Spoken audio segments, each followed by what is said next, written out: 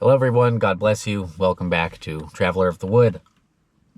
This is another update video today, and I tend to like the update video format because it's a little bit more, works well with my ADD because I don't have a specific thing I'm trying to talk about. I can just kind of let my mind wander a bit. But this one I'll try to keep a little bit short because I have 3 other videos that I'm trying to work on right now that I think are really important, and I'm wanting to focus on those. But I just had a little free time right now to come out to my car, so that's what I'm doing. Lately, ADD struggles have been the name of the game, kind of. Got a lot on my mind, a lot on my plate, and that really tends to start messing with my ADD. I apologize. I've seen some comments on some recent videos, kind of about my long-windedness and taking a while to get to the point. That is definitely a symptom of the ADD, and I apologize for that. But that is kind of just how I am, what do they call it these days? Neurodivergent. Although I hate these new terms, and especially I hate their overuse. They're valid terms, but they're greatly overused. You have people calling themselves neurodivergent who are clearly not, and you know what's going on. You guys pay attention to modernity. Anyway, been dealing with that, but still trudging forward. The important news and the important update that I should add here is that my wife got some cancer monitoring results back recently. I wanted to share that with you. Every 4 months or so, my wife takes a PET scan. And a PET scan is almost like it's like a cross-section where they can view from the tip of your head to the end of your toes, basically, just every layer of your body and scroll through it almost to see where cancer is doing stuff, where it's active. It's almost like a heat map, sort of. And very important and very high-tech test that they do to monitor stuff like cancer. But her breast cancer on this last test has shrunk considerably. And it was almost shockingly so, according to her oncologist and doctors, because when you have stage 4 breast cancer, it's really hard to fight it. They don't even try to fight it to cure it. They try to manage it. That's typically how it works when you have stage 4.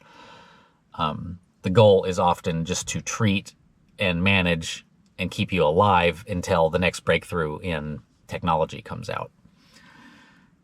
So, but that said, her cancer is shrinking. I'm not going to jump to any conclusions and say it's like healing and completely going away, but it has shockingly shrunk in size, and everyone is very impressed with that. So this medicine that she's on right now, without going into too much detail about breast cancer, there are several types of breast cancer. Some feed on estrogen, some feed on other things. Hers is an estrogen-positive breast cancer, meaning that it feeds on estrogen. So the goal with treating her is to eliminate all estrogen from her body.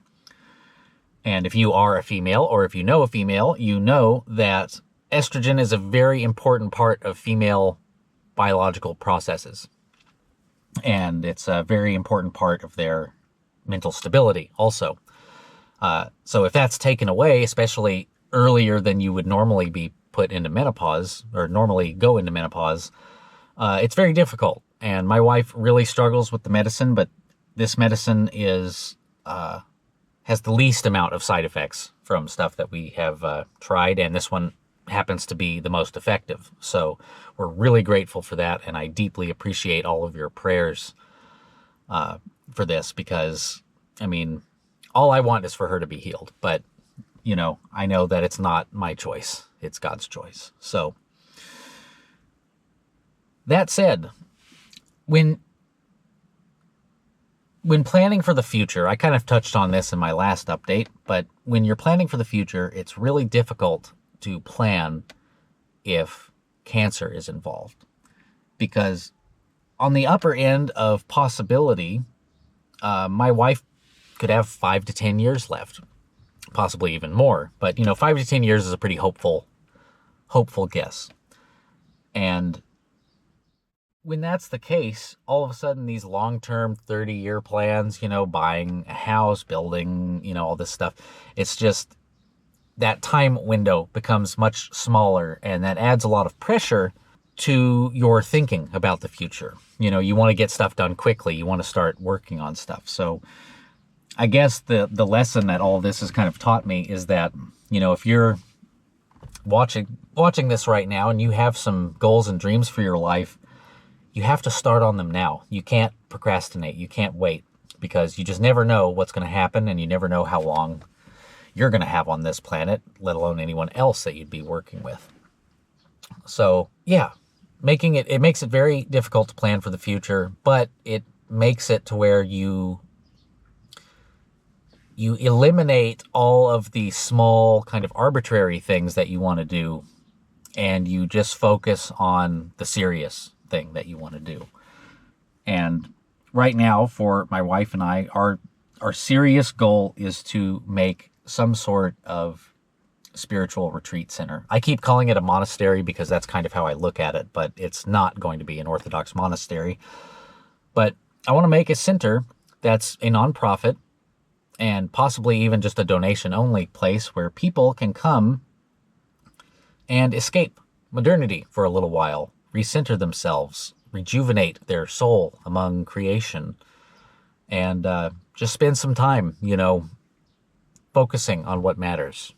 And that is a huge goal of mine, and that's something that we're really trying to do. So we've been shopping a little bit for land, kind of trying to make some plans for this, and we don't have the, how should I say, the stable resources to jump on that right now, but we are going to have the ability to make a down payment and start working on some stuff. So that's just something that we've been trying to make the center of our focus as far as goals for this realm, is to get that going. So please, if you don't mind, pray for us and pray for her healing and her cancer, and pray that we can, start working on this and make something great. I know there are people who follow me here and elsewhere that would be very interested in coming to participate in building, or just coming to visit, a spiritual retreat center like that. My ultimate goal in life, is to help others. And this is, I feel, one of the ways I can do that. Do have some other business things going on right now, some of which I can't say because I'm under an NDA, but are working on some cool stuff. I have been, as I mentioned, really kind of struggling with ADD recently, and that makes focusing on a lot of things hard. But I'm paying a lot of attention to this channel, as I'm sure you've noticed. I'm trying to release videos weekly if I can. And I'm inspired by all of you who comment and interact with my stuff. I really appreciate that when you do that. And I'm just so grateful for all of you and your attention to the crazy stuff that I have to say. Because I do know that a lot of my stuff is very fringe.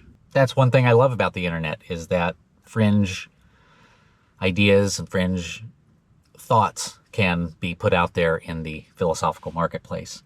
So I've been focusing a lot on that. I've got 3 videos that I'm working on, and it's been super frustrating because 2 of them I actually filmed already and edited.